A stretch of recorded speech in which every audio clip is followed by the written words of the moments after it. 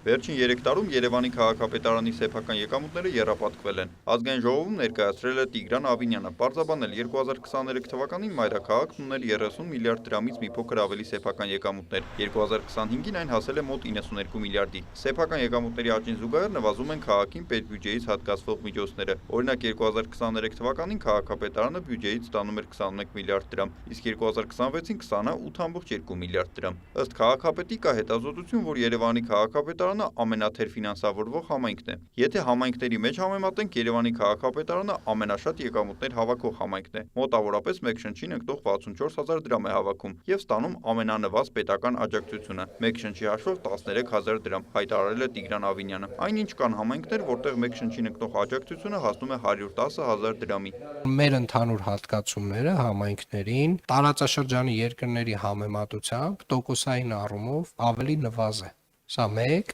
եւ երկրորդը մենք իհարկե դա արդեն էլի համայնքների միության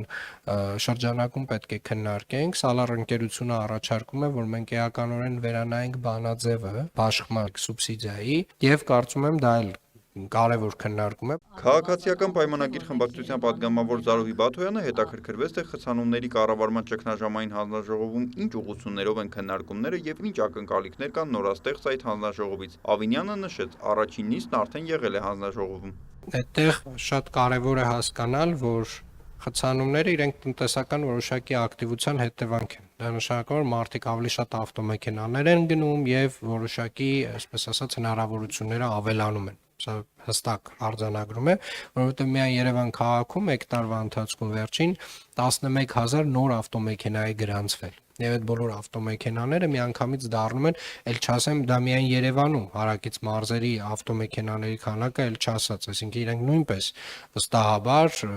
Երևանի փողոցներով երթևեկում են։ Հիմնական ճանապարհը, որով կարող է գնալ ճգնաժամային հանձնաժողովը, կարճաժամկետ լուծումների մասով կենտրոնանում է հանրային տրանսպորտի հնարավորությունների ավելացման վրա, շեշտեց քաղաքապետը։ Ավտոբուսային գծերի ավելացման վրա որոշակի սահմանափակումներ անձնական ավտոմեքենաների մասով, որովհետև կրկին աշխարհը ուրիշ դեռևս մեխանիզմ չի մտածել, քան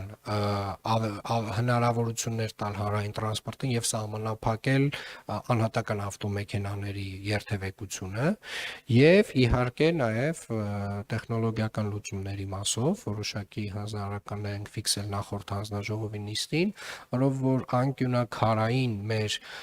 խաչմերուկներում մենք պետք է հնարավորություն ունենանք տեխնոլոգիական նոր լուծումներով լուսացույցեր ունենալու, որոնք որ նաեւ հաշվի կառնեն հոսքերը տարբեր ժամերի եւ այդ ինքնակարգավորվող իրենց ռեժիմները կփոխեն քաղաքում տարբեր ժամերին տարբեր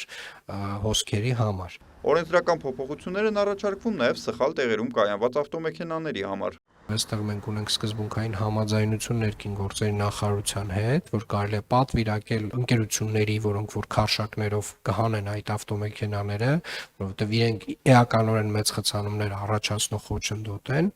եւ երթիմ օրենքը հենց հիմա կոմիտեի նիստում քննարկվում է։ Հայաստան խմբակցության падգամավոր Գառնիկ Դանիելյանը խոսեց կարմիր գծերի մասին, հայտարարեց, գինը տասնապատիկ ավելացել է, սակայն վճարողները դարձյալ կայանման խնդիր ունեն։ Նախ առաջինը պետք է անդրադառնանք ավտոմեքենաների այդ ծավալին, այսինքն այդ մտնող ծավալին, որովհետև այդ մատերիալից չենք էլի, որ կարողանանք տենց այդքան տեղավորվել, բայց դրա համար պետք է որոշակի սահմանափակող կարգավորումներ ունենանք։ Բայց կոնկրետ ձեր հարցին ինչպես անենք, որ իմանանք արդյոք ես որ գնամ այս հատվածում կարմիր գիծ կգտնեմ թե ոչ, հիմա հավելված ենք մենք մշակում, էլեկտրոնային հավելված է, որով որ դուք կարողանալու եք տեսնել, այս տեղում օրինակ 2-3 տեղ կա պոտենցիալ, ասենք մինչև հասնեք 2-3 րոպե հետո, թե չկա։ Այսինքն այդ ինֆորմացիան մենք արդեն իսկ քարտեզագրում ենք եւ հավելվածով էլեկտրոնային հեռախոսային հավելվածով դուք տեսնելու եք այս հատվածում կա թե չկա։ Իսկ ինչ ազդեցություն է ունեցել անտոմս ուղևորներին վարչական պատասխանատվության ենթարկելու մասին օրենսդրական փոփոխությունը։ Տվել է այնց մոտավորապես մեր այդ մասով եկամուտների 20% աճ։ Այսինքն ահռելի թվերի տարբերություն է տվել եւ իրականում ուղղակի տենց անվճար երթևեկող քաղաքացիների, հանգիստ անվճար երթևեկող քաղաքացիների էական նվազում ունենք։ Հիմա օրինակ, երբ որ այդ տուգանքները իրականացնում ենք, շատ տենց կարելի ասել, տենց կետային ենք աշխատում նաև, որ հասկանում ենք կոնկրետ որ գծերի վրա կան կրկնվող դեպքեր։ Երևանի քաղաքապետը նշեց նաև, որ նոր հատկացվող շինթույլտվություններում խստիվ պահպանվում են մատչելիության կանոնները։ Նիկոլայ Ավետիսյան, Հովհաննես Քյոսեյան, լուրեր։